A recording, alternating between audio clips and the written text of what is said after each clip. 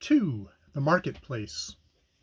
The grass plot before the jail in Prison Lane on a certain summer morning not less than 2 centuries ago was occupied by a pretty large number of the inhabitants of Boston, all with their eyes intently fastened on the iron-clamped oaken door. Amongst other populations, or at a later period in the history of New England, the grim rigidity that petrified the bearded physiognomies of these good people would have augured some awful business in hand. It could have betokened nothing short of the anticipated execution of some noted culprit, on whom the sentence of a legal tribunal had but confirmed the verdict of public sentiment. But in that early severity of the Puritan character, an inference of this kind could not be so indubitably drawn. It might be that a sluggish bond-servant, or an undutiful child whom his parents had given over to the civil authority, was to be corrected at the whipping-post. It might be that an Antonian, or Quaker, or other heterodox religionist was to be scourged out of the town, or an idle and vagrant Indian, whom the white man's firewater had made riotous about the streets, was to be driven with stripes into the shadow of the forest. It might be, too, that a witch, like old Mistress Hibbins, the bitter-tempered widow of the magistrate, was to die upon the gallows. In either case, there was very much the same solemnity of demeanor on the part of the spectators, as befitted a people amongst whom religion and law were almost identical, and in whose character both were so thoroughly interfused that the mildest and the severest acts of public discipline were alike made venerable and awful. Meagre indeed and cold was the sympathy that a transgressor might look for from such bystanders at the scaffold. On the other hand, a penalty which in our day would infer a degree of mocking infamy and ridicule might then be invested with almost as stern a dignity as the punishment of death itself. It was a circumstance to be noted on the summer morning when our story begins its course, that the woman, of whom there were several in the crowd, appeared to take peculiar interest in whatever penal infliction might be expected to ensue. The age had not so much refinement that any sense of impropriety restrained the wearers of petticoat and farthingale from stepping forth into the public ways, and wedging their not unsubstantial persons, if occasion were, into the throng nearest to the scaffold at an execution. Morally, as well as materially, there was a coarse fibre in those wives and maidens of old English birth and breeding than in their fair descendants, separated from them by a series of 6 or 7 generations, for throughout that chain of ancestry every successive mother has transmitted to her child a fainter bloom, a more delicate and briefer beauty, and a slighter physical frame, if not a character of less force and solidity than her own. The women who were now standing about the prison door stood within less than a half-century of the period when the man, like Elizabeth, had been not altogether unsuitable representative of the sex. They were her countrywomen, and the beef and ale of their native land, with a moral diet not a whit more refined, entered largely into their composition. The bright morning sun, therefore, shone on broad shoulders and well-developed busts, and on round and ruddy cheeks that had ripened in the far-off island, and had hardly yet grown paler or thinner in the atmosphere of New England. There was, moreover, a boldness and rotundity of speech among these matrons, as most of them seemed to be, that would startle us at the present day, whether in respect to its purport or its volume of tone. "Good wives," said a hard-featured dame of 50, "I'll tell ye a piece of my mind. It would be greatly for the public behoof if we women, being of mature age and church members in good repute, should have the handling of such a malefactress as this Hester Prynne. What think ye, gossips, if the hussy stood up for judgment before us 5 that are now here in such a knot together, would she come off with such a sentence as the worshipful magistrates have awarded? Marry, I trow not." "People say," said another, "that the Reverend Master Dimmesdale, her godly pastor, takes it very grievously to heart that such a scandal should have come upon his congregation." The magistrates are God-fearing gentlemen, but merciful overmuch. That is a truth, added a third autumnal matron. At the very least, they should have put the brand of hot iron on Hester Bryn's forehead. Madam Hester would have winced at that, I warrant me. But she, the naughty baggy, little will she carried what they put upon her bodice of her gown. Why, look you, she may cover it with a brooch, or such like heathenish adornments, and so walk the streets as brave as ever. Ah, but, interposed more softly a young wife holding a child by the hand, let her cover the mark as she will, the pang of it will always be in her heart. What do we talk of marks and brands, whether on the bodice of her gown or the flesh of her forehead? Cried another female, the ugliest as well as the most pitiless of these self-constituted judges.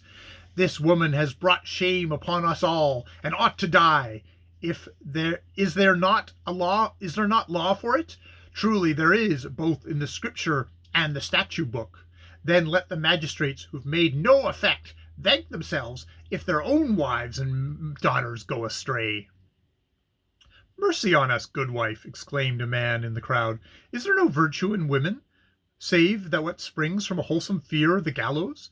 That is the hardest word yet. Hush now, gossips, for the lock is turning in the prison door, and here comes Mistress Prynne herself.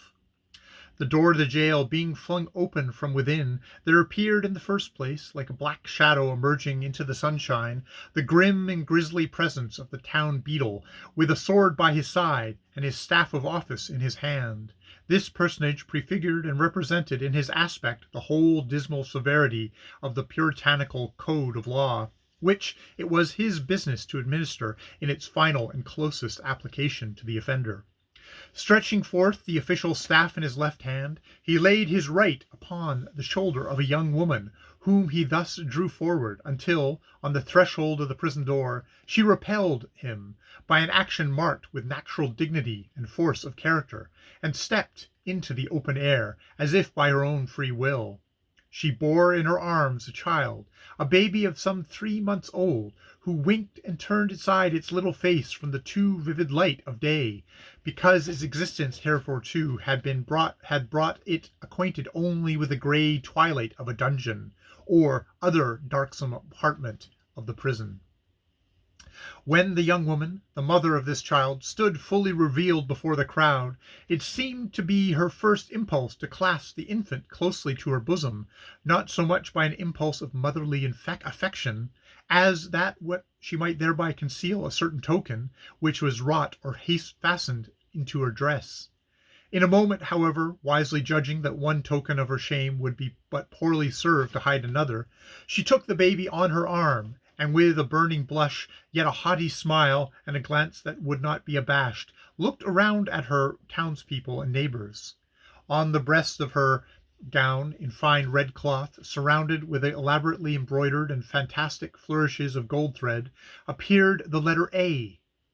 It was so artistically done, and with so much fertility and gorgeous luxuriance of fancy, that it had all the effect of a last and fitting decoration to the apparel which she wore, and which was of a splendor in accordance with the taste of the age, but greatly beyond what was allowed by the sumptuary regulations of the colony.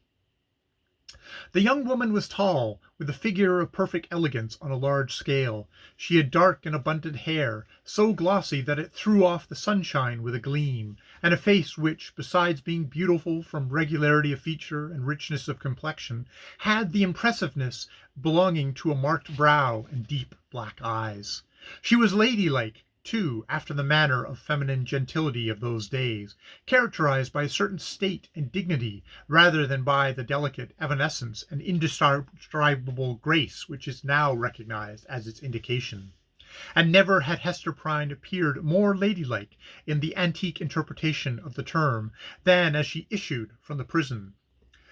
Those who had known her, and had expected to behold her dimmed and obscured by a disastrous cloud, were astonished and even startled to perceive how her beauty shone out, and made a halo of the misfortune and ignominy in which she was enveloped. It may be true that, to a sensitive observer, there was something exquisitely painful in it. Her attire, which, indeed, she had wrought for the occasion, in prison had modeled much after her own fancy, seemed to express the attitude of her spirit, the desperate recklessness of her mood, by its wild and picturesque peculiarity.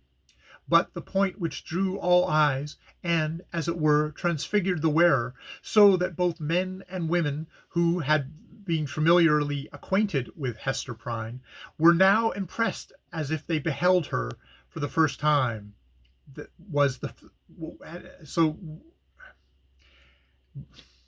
but the point which drew all eyes, and, as it were, transfigured the wearer, so that both women and men who had been familiarly acquainted with Hester Prynne were now impressed if they beheld her for the first time, was that scarlet letter so fantastically embroidered and illuminated upon her bosom. It had the effect of a spell, taking her out of the ordinary relations with humanity and enclosing her in a sphere by herself. "She hath good skill at her needle, that's certain," remarked one of her female spectators. "But did ever a woman before this brazen hussy contrive such a way of showing it? Why, gossips, what is it but to laugh in the face of our godly magistrates, and make pride of what of they, worthy gentlemen, meant for a punishment?" "It were well," muttered the most iron-visaged of the old dames, "if we stripped Madam Hester's rich gown off her dainty shoulders, and as for the red letter which she has stitched so curiously, I'll bestow a rag of mine own rheumatic flannel to make a fitter one." "Oh, peace, neighbours, peace," whispered their youngest companion. "Do not let her hear you. Not a stitch in that embroidered letter but she has felt in her own heart." The grim beadle now made a gesture with his staff. "Make way, good people, make way in the king's name," he cried. "Open a passage, and I promise ye, Mistress Prynne shall be set where man, woman, and child may have fair sight of her brave apparel, from this time till the hour past the meridian. A blessing on the great righteous colony of the Massachusetts, where iniquity is dragged out into the sunshine. Come along, Madam Hester, and show your scarlet letter in the marketplace." A lane was forthwith opened through the crowd of spectators. Preceded by the beadle, and attended by an irregular procession of stern-browed men and unkindly-visaged women, Hester Prynne set forth towards the place appointed for her punishment. A crowd of eager and curious schoolboys, understanding little of the matter in hand, except that it gave them a half-holiday, ran before her progress, turning their heads continually to stare into her face, and at the winking baby in her arms, and at the ignominious letter on her breast. It was no great distance, in those days, from the prison door to the marketplace. Measured by the prisoner's experience, however, it might be reckoned a journey of some length, for, haughty as her demeanour was, she perchance underwent an agony from every footstep of those that thronged to see her, as if her heart had been flung into the street for them all to spurn and trample upon. In our nature, however, there is a provision alike marvellous and merciful, that the sufferer should never know the intensity of what he endures by its present torture, but chiefly by the pang that rankles after it.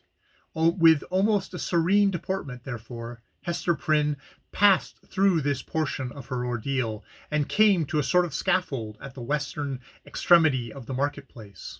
It stood nearly beneath the eaves of Boston's earliest church, and appeared to be a fixture there. In fact, this scaffold constituted a portion of a penal machine, which now, for 2 or 3 generations past, has been merely historical and traditional among us, but was held in the old time to be as effectual as an agent in the promotion of good citizenship as ever was the guillotine among the terrorists of France. It was, in short, the platform of the pillory, and above it rose the framework of that instrument of discipline, so fashioned as to confine the human head in its tight grasp, and thus hold it up to the public gaze. The very ideal of ignominy was embodied and made manifest in this contrivance of wood and iron. There can be no outrage, methinks, against our common nature, whatever be the delinquencies of the individual, no outrage more flagrant than to forbid the culprit to hide his face for shame, as it was the essence of this punishment to do. In Hester Prynne's instance, however, as not frequently in other cases, Her sentence bore that she should stand a certain time upon the platform, but without undergoing that grip about the neck and confinement of the head, the proneness to which was the most devilish characteristic of this ugly engine.